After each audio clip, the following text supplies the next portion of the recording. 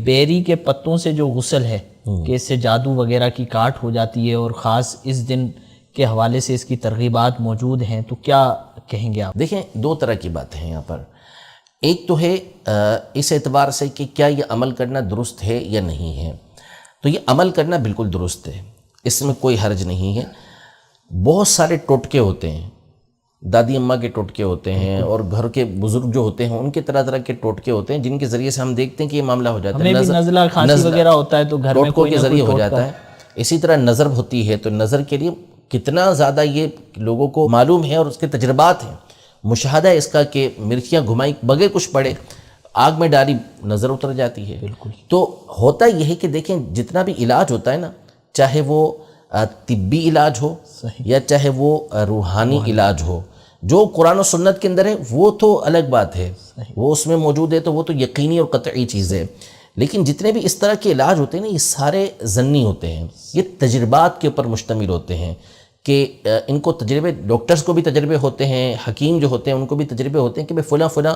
فارمولے کی چیزیں آپس میں ملائی جائیں گی تو نتیجہ کیا نکلے گا کہ اس طرح کا ایک کمپاؤنڈ بن کے ایک دوائی بن جائے گی جس کے ذریعے سے یہ بیماریاں، یہ جو درد ہے یہ دور ہو جائے گا۔ کھانے والے کو بالیقین 100% شفا ملے، یہ تو نہ ڈاکٹر دعویٰ کر سکتا ہے، نہ حکیم دعویٰ کر سکتا ہے، نہ کوئی اور دعویٰ کر سکتا ہے۔ تو اسی طرح یہ جو روحانی علاج ہوتے ہیں، ایک وہ ہوتے ہیں کہ جو قرآن و سنت کے اندر موجود ہیں، وہ تو ظاہر ہے اس میں تو کوئی شک و شبہ ہو ہی نہیں سکتا۔ باقی یہ جو بزرگان دین رحمہم اللہ اجمعین کے اس طرح کے روحانی علاج ہوتے ہیں، یہ بھی ان کے تجربات ہوتے ہیں،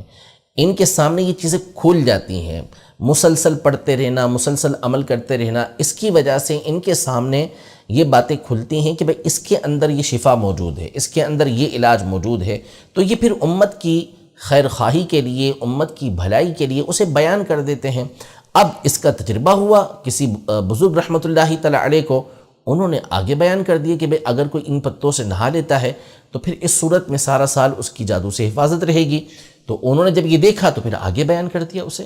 تو ان کے بیان کرنے پہ اگر کوئی عمل کرتا ہے تو کوئی اس میں حرج نہیں ہے، کوئی نہ اس کو فرض سمجھتا ہے، نہ کوئی اس کو واجب سمجھتا ہے، نہ کوئی اس کو سنت سمجھتا ہے، نہ اس پر کوئی عمل کرنا لازم قرار دیتا ہے، نہ کوئی اس کو مستحب بھی نہیں سمجھتا،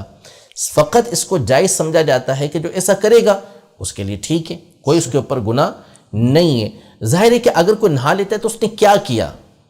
اس نے کوئی جرم تو نہیں کیا نا، اس نے غسل ہی کیا ہے بیری کے پتوں سے کو ابال کر، تو اس کے نہانے میں اس کے جسم ناپاک کر دیا ہو، ایسا تو نہیں ہے، تو اس پہ تان و تشنیع کسی طرح کی نہیں ہو سکتی۔ دوسرا یہ کہ بعض لوگ پریشان ہو جاتے ہیں